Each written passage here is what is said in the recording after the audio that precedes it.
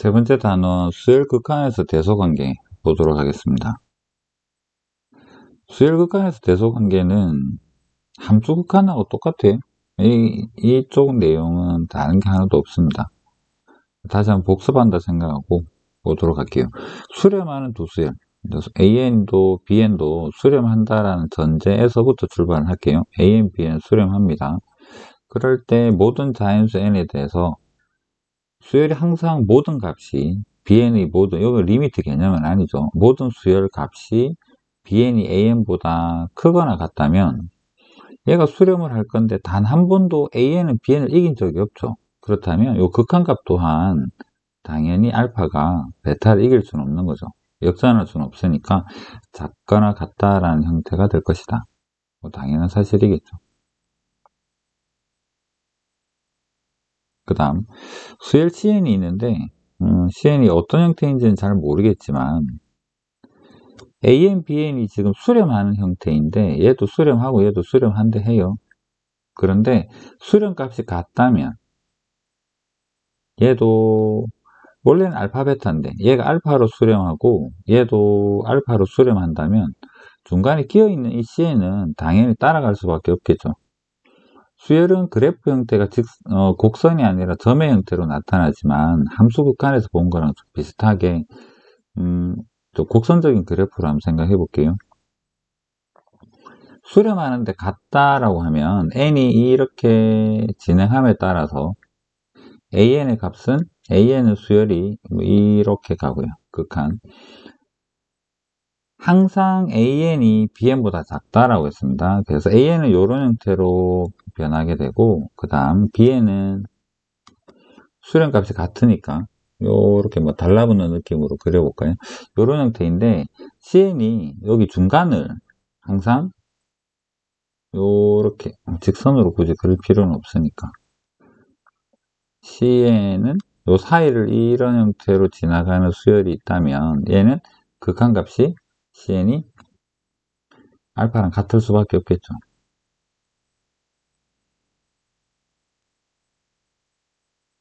그래서 이럴 경우에 CN을 반드시 수렴해야 하고 그 수렴값은 알파랑 같을 수밖에 없겠구나 라는 형태로 볼 수 있다.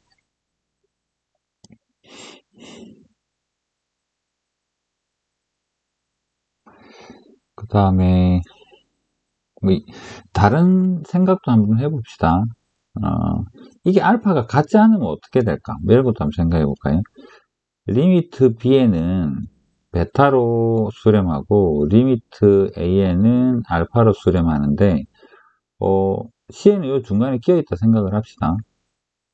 AN이랑 CN이랑 BN이랑 등호도 빼고 한번 그려볼게요. 이런 형태로 존재를 한다면 CN 수렴할까? 이 둘이 같지가 않은데 크다라고 할게요. BN이 크다면 그림으로 표현해 보면 얘가 지금 간격이 달라붙는 형태가 아니라 만약에 BN이 이런 형태로 수렴하고 BN을 베타라고 했죠. 베타로 수렴하고 그 다음에 AN이 알파로 수렴을 하는데 이게 똑같지가 않다. 간격이 텀이 좀 생긴다 그러면 CN이 요 사이를 진동하면서 지나갈 수는 있습니다. 이렇게 진동 이런 형태가 된다 그러면 CN은 수렴하지 않을 수도 있죠. 얘는 수렴하지 않는 형태가 나올 수도 있습니다. 그래서 여기서는 알파 베타가 같으면이라는 조건이 있다라고 생각을 해주시면 돼요.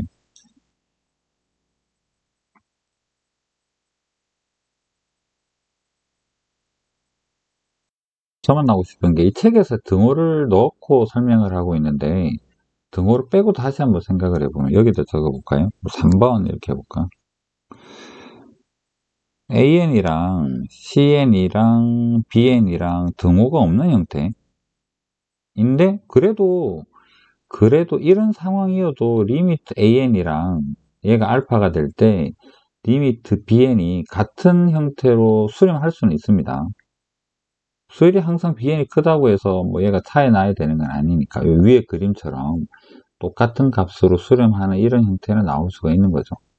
그래서 이게 BN이 항상 AN보다 무조건 크다고 해도 수렴값은 같을 수가 있고, 그 사이를 뚫고 지나가는 게 아니라 사이에 끼어있는 CN 같은 경우, 이런 경우에 리미트 CN은 어떻게 될까요?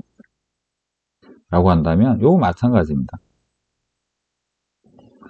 이런 경우에도 CN은 당연히 알파로 수렴해야 돼요. 알파로 수렴.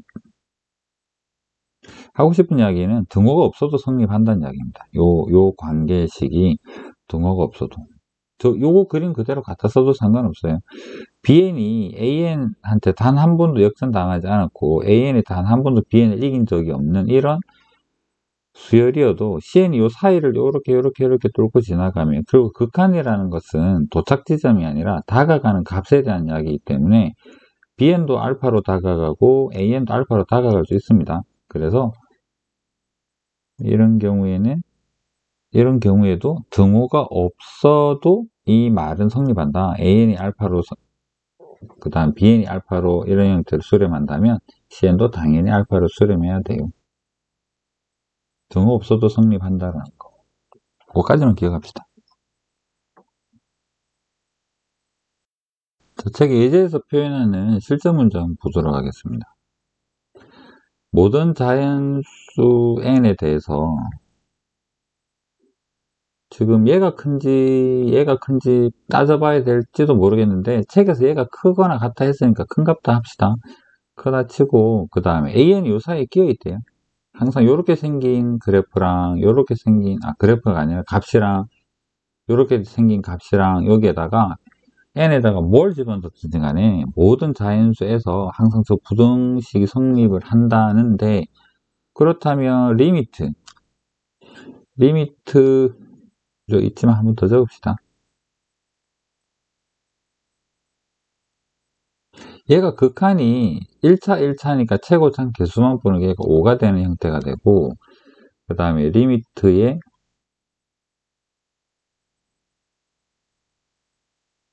얘도 1차에서 최고참 개수 비만 보니까 얘가 5가 되고, 얘도 5로 수렴하는 이 수열 사이에 끼어있는 AN이기 때문에 리미트 AN 또한 5이어야 하는 거고, 요런 부등호 관계가 성립을 하는데, 5보다 크거나 같으면서 5보다 작거나 같아야 되기 때문에 AN은 5로 수렴할 수밖에 없다, 이렇게 생각을 하시면 됩니다.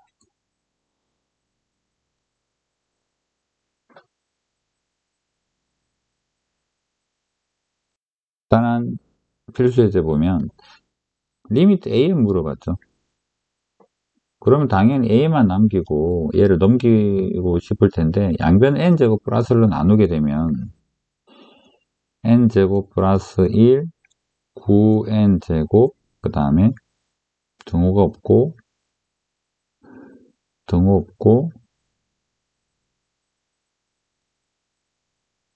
3n제곱 플러스 전개하면 얘도 9n제곱에 더하기 12n 더하기 4 이런 형태로 적을 수 있죠. 그래서 리미트 n이 궁금하면 요 사이에 있으니까 여기다가 양변에다가 극한을 보내주면, 등호 때문에 리미트는 따로 적을게요. 자, 다시 한번 이야기해 봅시다. AN이 이 수열 값보다는 항상 커요. AN이 이 수열 값보다는 항상 작아요. 그렇지만 리미트가 달리는 순간 여기에서 n제곱 더하기 1에 9n제곱, 리미트가 달리는 순간 등호가 생기죠. 다가가는 값은 같을 수 있기 때문입니다. 리미트 AN이 되고, 여기에서도 리미트에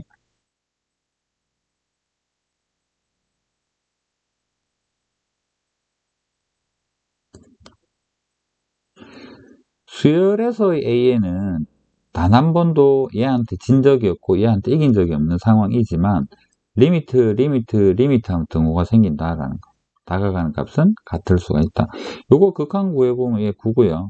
얘도 극한 구해보면 9가 되기 때문에 리미트 AN은 9보다 크거나 같고 9보다 작거나 같다이기 때문에 중간에 끼어있는 AN의 극한은 9가 될 수밖에 없어요. 이렇게 생각하자라는 게 요 문제입니다.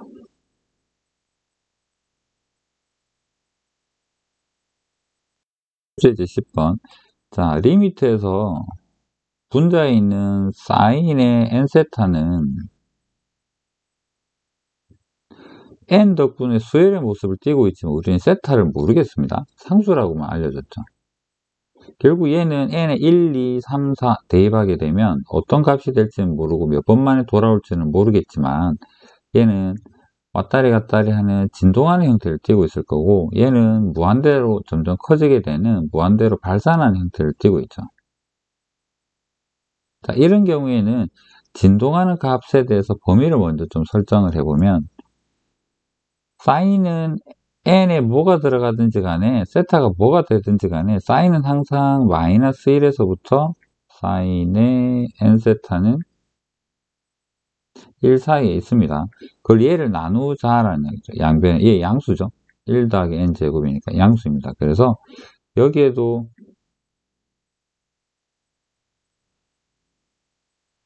1 더하기 n제곱으로, 여기도 1 더하기 n제곱으로,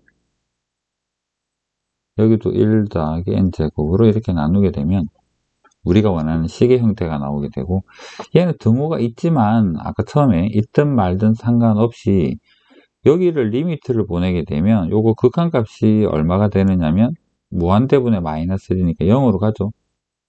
그 다음에 리미트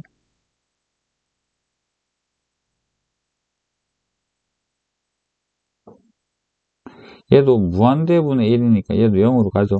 그래서 우리가 원하는 답이 0보다 크거나 같으면서 0보다 작거나 같아야 되기 때문에 극한값은 0이 된다라고 볼 수 있습니다. 0 사이에 끼어 있어서.